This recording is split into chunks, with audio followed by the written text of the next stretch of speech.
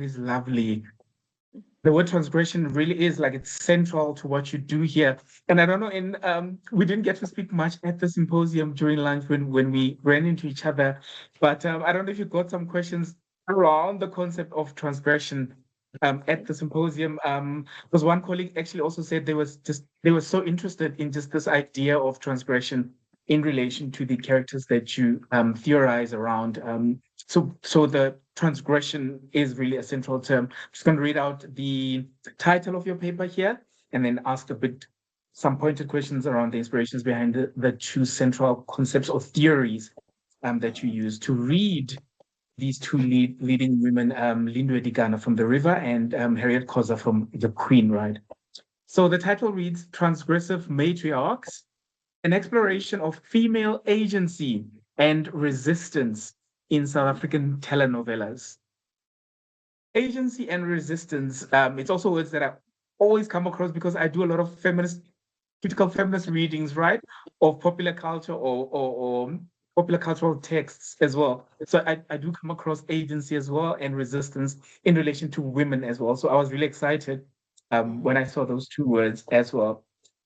So in your critical exploration of agentic sensibilities, right? Subversive kinds of resisting kinds of sensibilities in relation to Lindwe Dikana and Harriet Koza as leading women in the two telenovelas, right? You borrow from here, actually another colleague of mine, Viraj Suparsad. Yes. You borrow from Viraj the idea of complicated femininity, right? And then it's from is it Sabine? I actually haven't read Binder. Is it Sabine or I don't know the pronunciation. Sabine. I'm not sure if it's Sabine, Sabine, but it's Binder. yeah. Yes. Mm-hmm. Sabine Binder. I was actually interested to read about this in your paper. The notion of the idea or the idea of violent female masculinity, right? So then these two ideas, complicated femininity, and then the idea of violent female masculinity, you use as anchors, right, to go about your critical reading of the character, I guess, character developments and representations of Lindo Yes. Dikana and Harriet Koza. How did you get to these two concepts as anchors to be your lenses? What was that process about? Or was it happenstance? Like it happens with me a lot where I just read stuff and I'm like, oh my God, there she is. There's the theory. Or was it more intentional in terms of I need a theory that sounds like this, looks like this, frames things like this, and you looked for it? So I initially was running away from in grounding the study in transgression, and Yeah. my supervisor was like, "No, you have to." And I think I spent 70% of my time finding the language, since I didn't realize that for me that was important, because I was like, I need to be able to define what I mean by transgression. So I did my intro, and I think I was doing my literature review and I was doing my theory, and it was not coming through.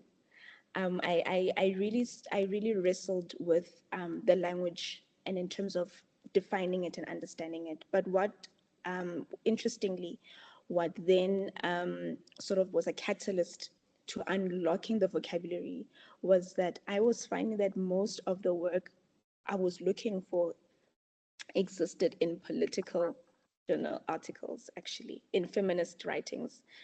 And so the work of Mampele Rampele, the work of Pumla Qola, the work of Sisonke Msimang, particularly her iconography on Mamwini, that for me was like, yes, this is what I'm looking for.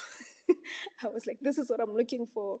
And it was about framing the framing transgression and framing the study within this historical and political framework, and then building on that. So transgression actually became, had to define it, and it became like the theory within which these sort of analysis existed in. So when I found Baraj's paper, I was like, it was a, it was a yes. I had been looking everywhere for someone who Yeah. was saying what I was saying. And so much so that I think one of the things I said in my literature review was that I think my paper, Roger's paper, was actually a catalyst for mine, and it was starting to do something different because the archetype of matriarchs had already been analyzed, from previous scholarship, but not in this light. I think there's so much work on Black women on screen, but not work that encompasses this sort of like lens of transgression or, transgression. And so Viraja's complicated femininity was such an eye opener for me. It gave me the language, it gave me the vocabulary. And very much Viraj, I think, speaks to this idea of Black women not being given the space to exist in their full spectrum. That with Black women on screen, they have to be conduits of morality and that they aren't allowed to be deviant, and whereas male actors on screen aren't given the same sort of punitive language. And he just dials into this complex femininity of the character of Sonto from Gomorrah in such a Yeah. beautiful way that it honestly, it laid the foundation. I need to give him his flowers because he of when I don't know what's the most important ingredients when you bake, but the flour, like, he laid it down. So that ushered for me what I wanted to discuss, particularly when it comes to the violence and the criminality about these two characters, which is one of the things that stood out for me when I was going back to then where are my texts? Like, why specifically are these women what makes them transgressive, right? And that was my starting point, that they engage in criminality, which I think Binder says, particularly around violent, the concept of violent, what is it? Violent. Female masculinity. There we go. Not me not Yeah. knowing my concepts. No, that's It's a long time ago, guys. Forgive me. The very act that violence is associated with masculinity. So when women operate within acts of violence and crime, they automatically are seen as operating in the masculine. But I guess Binder then defines violent female masculinity as something else, as doing something else. So all of these were, I think it says, violating traditional concepts of femininity as constructed as nurturing and subversive and vulnerable. And I think it was so important for me to take hold of this language because I did not want to propagate for something that I did not understand or fully embraced. And so, yes, I had to go there, right? Particularly as it pertains to criminality and violence. I had to be like, yes, these women should be allowed to act out in violence on screen, not because, and this is something Viraj also speaks about, that we're walking away from the moral coding, not to condone, but to say, just in terms of on screen, aren't women allowed to exist in their full spectrum? Why must Black women be the barrier of morality and conduits of moral standing? So yeah, those two concepts really freed me and they allowed me to go there. And it was also interesting with Binder's conceptualization of this violent female masculinity that they also speak about Mamwini as well as like the quintessential sort of like transgressive, Black woman. And the fact that all of these theories circled back to her as a real life Black woman who was allowed, well, to a certain extent, allowed to live in a full spectrum, was yeah. that it made some of my arguments feel grounded in something very real. Mhm. Which Mm. is great. And also, I think then what your paper also does is it does some of that work of allowing people in the industry that you operate in, like the writer's room, right? Allowing people in the writer's room to also feel that sense of letting themselves go outside, coloring Yeah. outside of the lines, right? When they conceptualize female Mm. matriarchs, Mm. or archetypes of female matriarchs, which I think then does important work for Mm. future generations of filmmakers and so forth, right? Because it's so interesting how you very carefully um, toe that line of not sounding unreasonably celebratory about these transgressive kinds of embodiments of these two characters, but reminding us very carefully also that what they do, though, they are important because it shows nuance. Then we move away from women being forced into these fragmented identity embodiments where they can be one thing in one space at a time. When they're church, it's just this kind of, church woman kind of archetype. At home, it's a motherly kind of things where their fullness is always fragmented, which is unfair in many ways when the same does not happen to men because of the heteropatriarchal system that we find ourselves in. So really thankful that you're doing the work to sort of show this importance of having women seen and appreciated for who they are fully, right? They are nuanced humans as well, which I'm hoping then inspires the writers' rooms or inspires you to sometimes be like, director, she would have, I Yes. feel like she would have perhaps, yes. Yes. And then doing that with more of a sense of, I've studied this, I've Yeah. theorized around this. Let's Yeah. try this as Mm. well. Which I think will inspires. Reminds me of another question that I had, whether perhaps you're interested in taking this further, to bring it to sort of audiences and do this kind of exploration with audiences to see what the reception is from audiences, maybe intergenerational, gender diverse audiences, to see what the kinds of receptions are around these portrayals, right? And making arguments around what influence this will have in sort of how we see matriarchs in our real Yes. lives and on screen as well. I don't know if you're interested in future doing some of that work, The moving it audience. from the text to the audience. Yes. Yeah. Um, Mm. I think just briefly, we've seen how excited, specifically Black women were, when Viola Davis took the role of that lawyer in How to Get Away with Murder, right? Annalise, But yeah. bring it home, the role of Lindiwe Dikana by Sindulatu, like that. I think across genders and across, perhaps generations as well. Like she was a striking and topical character for a very long time. I think there was also, I mean, sometimes we use, especially depending on what your research requires, but there's this back channel that Twitter has where people are really just going there and just downloading all of their like comments. But the fact that she became such a topical character in that season of the river was saying a lot about how audiences are receiving the fact. I think by merely being topical, it was raising questions about what are audiences saying and how are they receiving it. And of course the general feedback was like, oh, she's a villain, she's bad.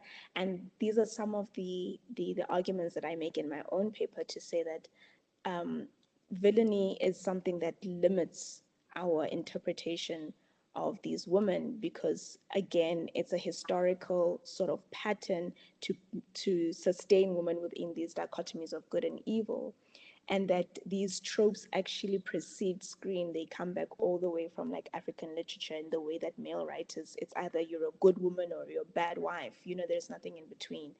And so breaking those dichotomies of ideal wife and bad mother, is important, because then we can allow ourselves to sort of see these women in their fullness. But yes, I think like I was saying earlier on, that these conversations are planting new seeds and passions. So perhaps maybe I will do an audience intervention there.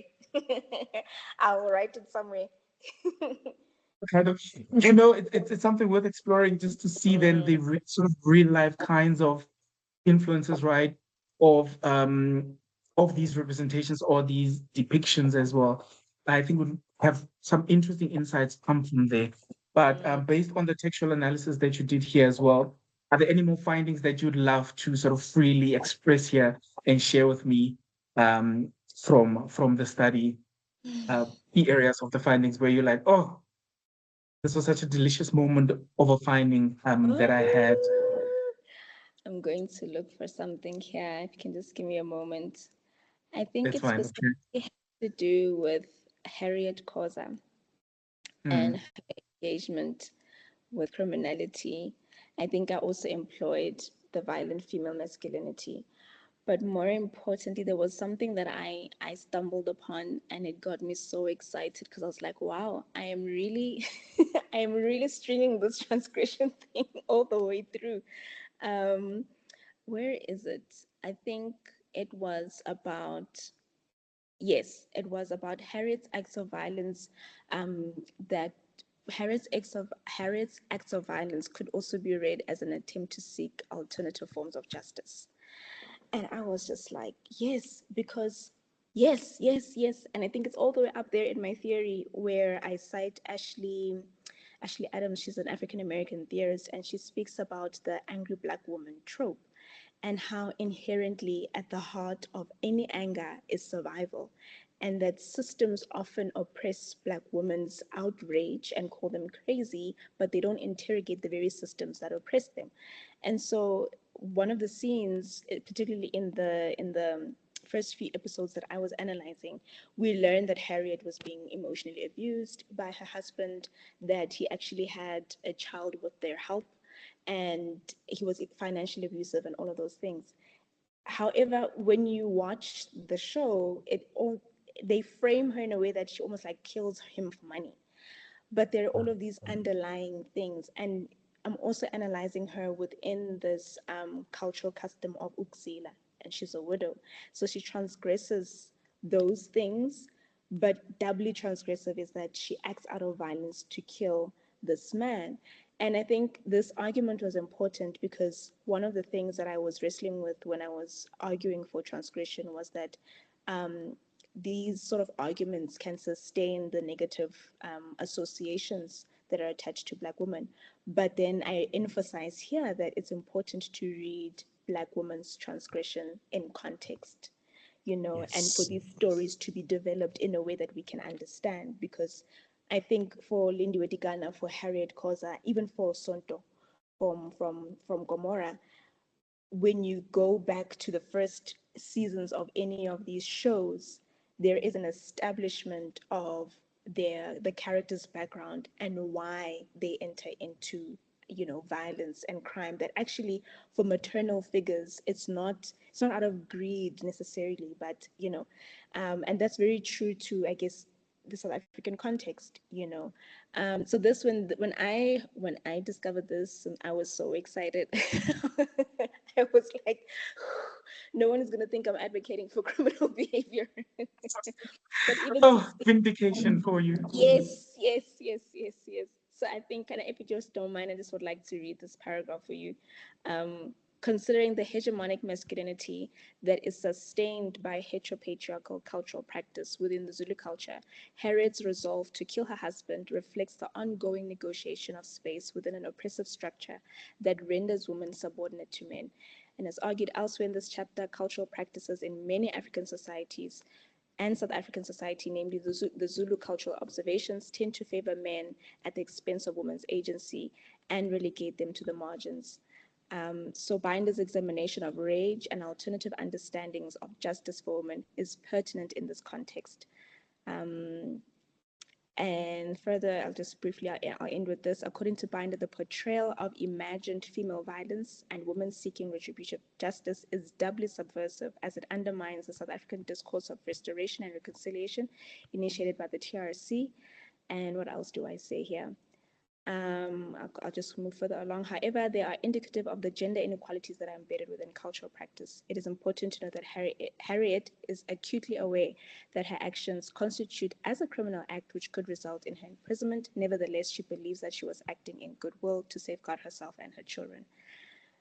Yeah, so that was a nugget that I was like, okay, I didn't think I would stumble upon this kind of discussion just coming into this exploration. Yeah, yeah. Yeah. And I think it's so nicely nuanced as well, because as you read it, I'm like, okay, yes, I get that sense of vindication. that you felt as well. But I absolutely love also how, um, that need for survival seems to interact with a a sorting out of justice, right? But what's also there, and you may not have explicitly said, for me, it feels like there's also just a foundation of love. Part of Mm, Harriet does what she does out of love as well. Love for her children, love for herself, and the kind of life she imagines for herself, right? That is outside of struggle and challenges as well. So it's interesting how things like those intersect to motivate some of the decisions the character of Harriet Koza then makes within some of the scenes that you have analyzed. And I think these are the kinds of readings that really, really do important work in terms of how in the heteropatriarchal um, tense system when it comes to Black women, we we allow ourselves to vindicate these women when they make particular decisions that society may actually just look at as completely subversive, completely out of line with expected kind of femininity, right? Or what society expects yes. femininity and women to be. So important work. Can we see these Black women as the nuanced humans that they are? And can we read their decisions and their life choices within context and understanding the histories that a lot of Black women have navigated? Thank you for that. That's really, really so wholesome. Mm. I'm gonna have to find ways to have you do guest lectures or stuff. I feel like that's if you're interested, there's just so much you could teach, especially my class on media content. So I'm hoping you'll be open in future to do, a session or two with my class, my second year class on media content, for them to be able to see how we can read media texts with so much nuance, right? Um, because I really think that's important work because as themselves future scholars, they are going to have to theorize about women in particularly cautious ways that help us move away from problematic, toxic depictions and archetypes about female Black womenhood, most especially. Absolutely. I'm excited to do that. I'm here. Yes, yes. If there's no other piece of nugget that you'd like to touch on, the one thing that I said is in terms of publishing, are you perhaps in the process of considering, publishing portions of the paper? Because I think you are sitting here on a beautiful gold mine of about two papers that you can strategically develop. One that will be focusing on Harriet, and maybe one that focuses specifically then on Lindy, where the other character, or a combination of the two in a very strategic way. Are you doing some of that work, and what kind of do you have any tips or in terms of how best to go about this? I honestly, I didn't consider it until maybe I submitted my first draft of this paper, and my supervisor is the one who was like, "Listen, I think that there is something here." And back then, I was like, "Absolutely not. Like, I'm just trying to get my degree." So I am in the process of finding suitable publications. Stuff have come up that I've considered, but I think with my conversations with her, they haven't been as suitable. So yeah, I'm currently undergoing the process of finding ways to publish. And that's an exciting journey, but seemingly very different journey to this one. It also has its own hurdles and hoops and jumps. But I'm so grateful because I didn't realize how much resonance this study has. I had no idea. And I think when I started to commit to the narrative and it started to be more personal, I was like, this must be, there must be some reward for this kind of pain because this paper really put me through it. It really put me through it, particularly because around where, you've just mentioned the historical representation of Black women have not always been present. In fact, the representation of Black women has always been political, but also I'm getting into terrains that have historically been woven into what Black womanhood is, right? I'm speaking about transgression within motherhood.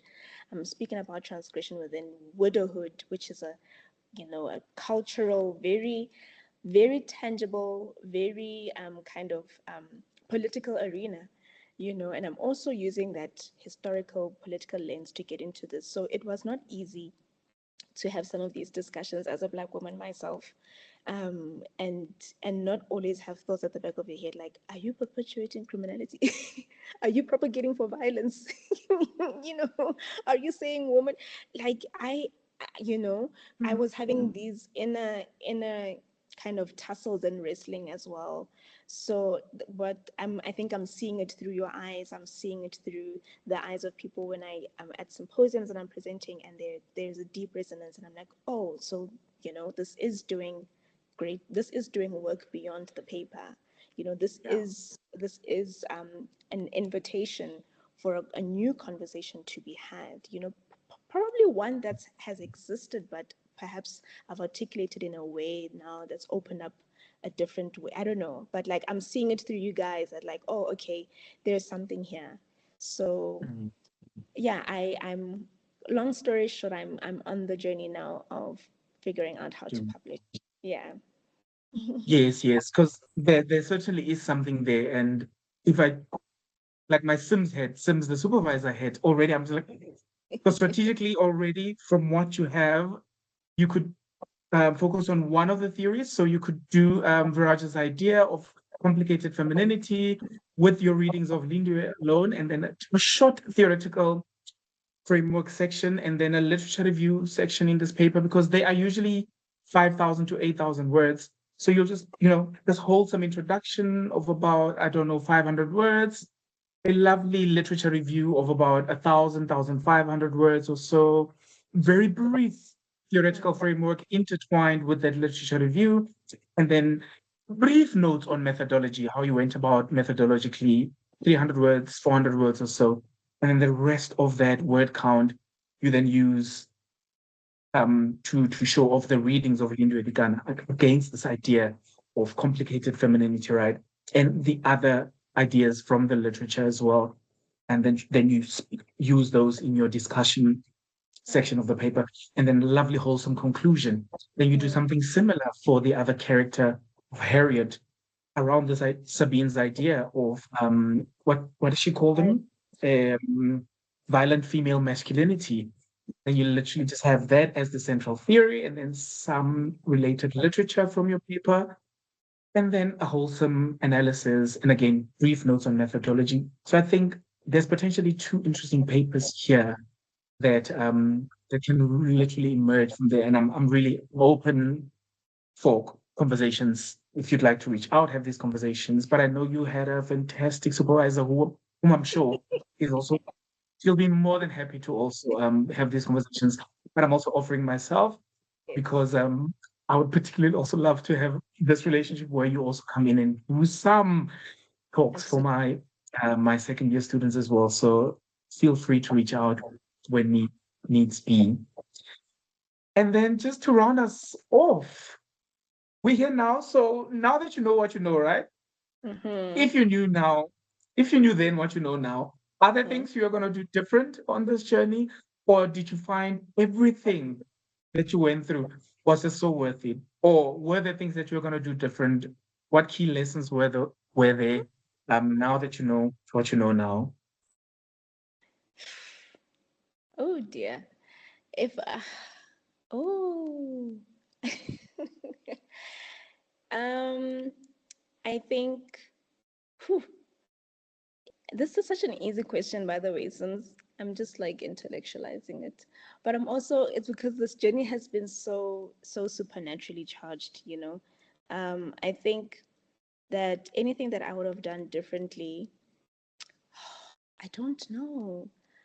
In terms of the entire degree, I know we speak about being prepared and writing and being involved, but it's so difficult navigating a full-time degree at postgrad level after having left school, worked, and then gone back.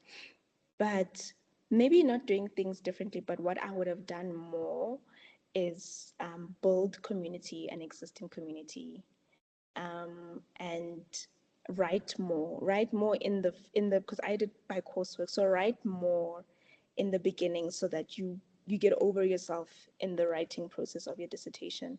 I think living and existing in community, going to conferences, listening to other people's work, engaging other people's work.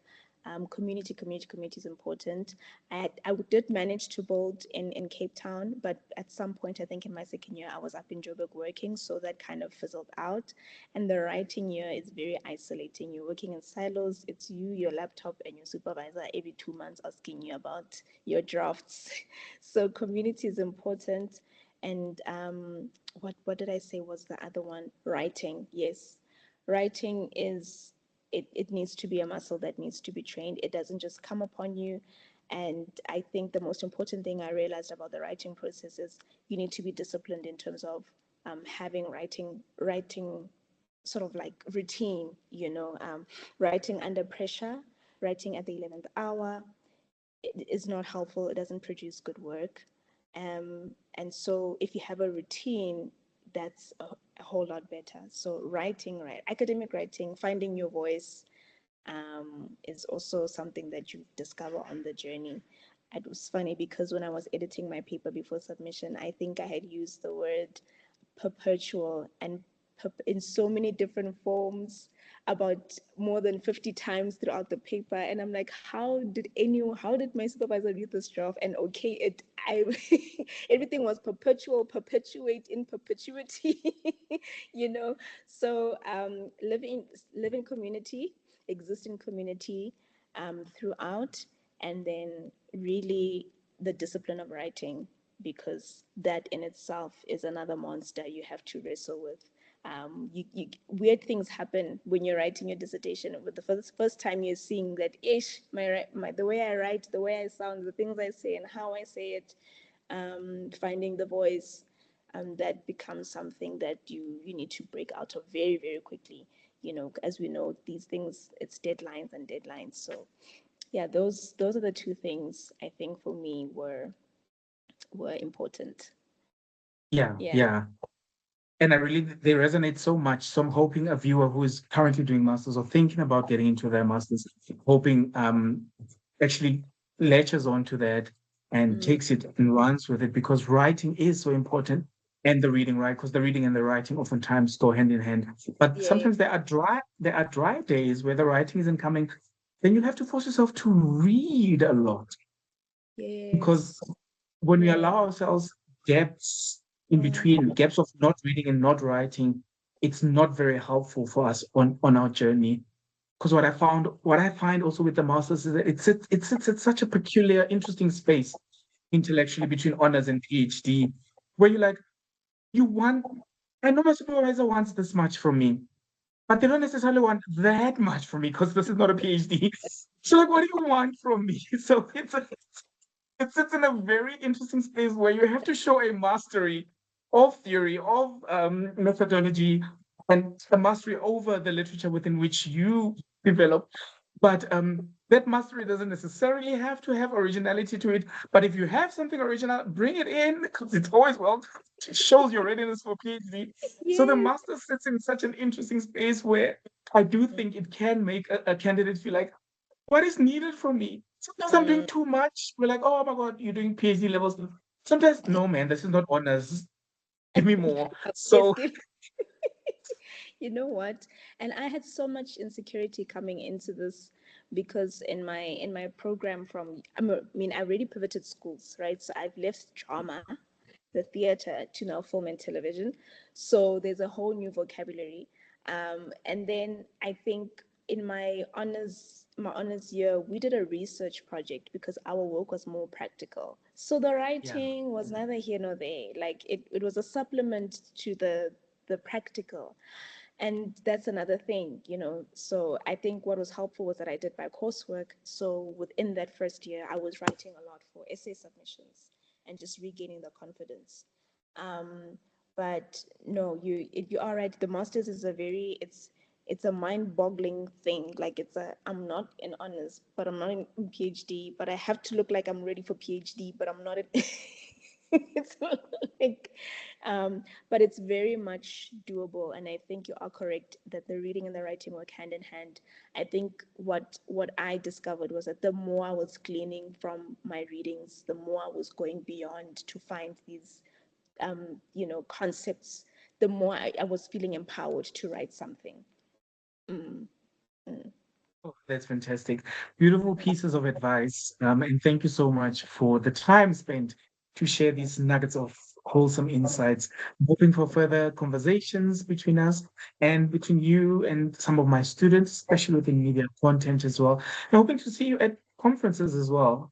More You and more conferences. submitting? Yes, yes. I will be Submit those submitting. abstracts. Yes. Yes. No, that's fantastic. If there's nothing else from your side, just again, thank you very much for this conversation. It's really going to be helpful to help present and forthcoming postgraduate students who are also going to be entering the realm of the master's study. Thank you so much. Thank you, Sims. Thank you so much for inviting me. It's been an honor and a privilege. And if there's one thing that I want, your viewers, your regulars to take away is that anybody can do a master's degree. Anyone can do it. It is a game of faith, of willpower, and of reading and writing. But at the end, anyone is capable. If you have a love for academia, if convicted about your work, anyone can do it. Perfect words to end a perfect conversation. Thank you. And thank you for tuning in.